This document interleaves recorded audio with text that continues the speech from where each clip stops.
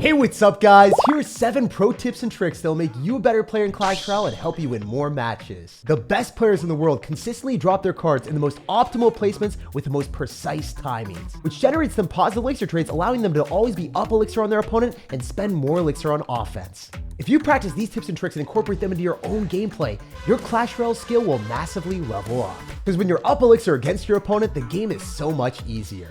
Lots of love to everyone that's using creator code SirTag, making high effort videos like this one possible.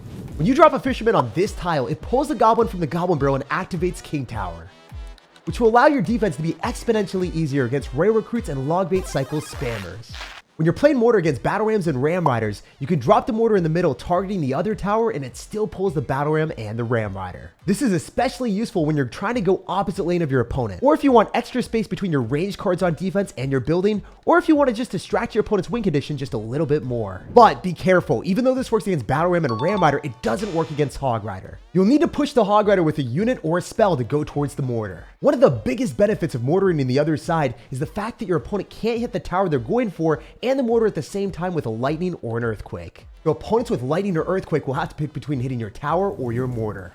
When the opponent drops a Sparky in the back and spends 6 elixir and single elixir, if you pressure opposite lane, you're not even trying to take the tower. All you have to do is force out 5 elixir from the opponent. If you get them to spend 5 elixir on defense on the other side, they can't afford the Goblin Giant in front of their Sparky, which will allow you to defend cheaply and efficiently against Sparky with cycle cards. Lots of times, applying pressure on the other side isn't about dealing a ton of damage or taking the tower. It's about not letting the opponent build up the big push of doom the way they want. The same concept works with Royal Recruits when you're playing against Electro Dragon. When you go for Royal Recruits on both sides and the opponent Electro Dragons to defend one lane, spam the side the Electro Dragon's not, and then snipe the Electro Dragon with a Fly Machine or a Dark Goblin. Because a lot of times if you don't snipe that Electro Dragon, your opponent's going to build up a big push with an Evolved P.E.K.K.A. or a Mega Knight and you're going to lose the game. If you use Tornado with any unit, you can activate King Tower against Evolved Valkyrie, giving you an instant win against Evolved Valkyrie graveyard decks, and a good time against wall breakers and log bait cycle decks. With this precise Tesla placement, you can tickle down the bowler for a +1 elixir trade and activate King Tower.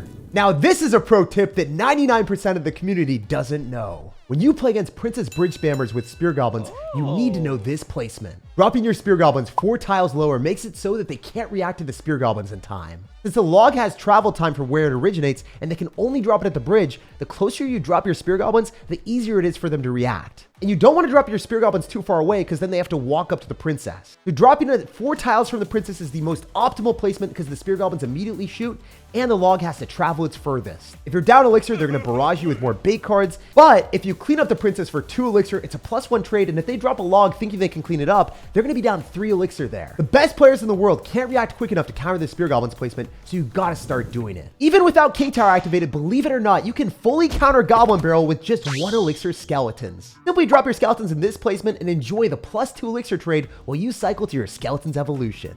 After I started putting this play into my own games, it felt like I was cheating. Countering a 3 elixir win condition with a wimpy 1 elixir card shouldn't be possible. This type of video takes a ton of time to create, so if you enjoyed, make sure to drop a like, subscribe for more daily content, and I hope you have an amazing rest of your day.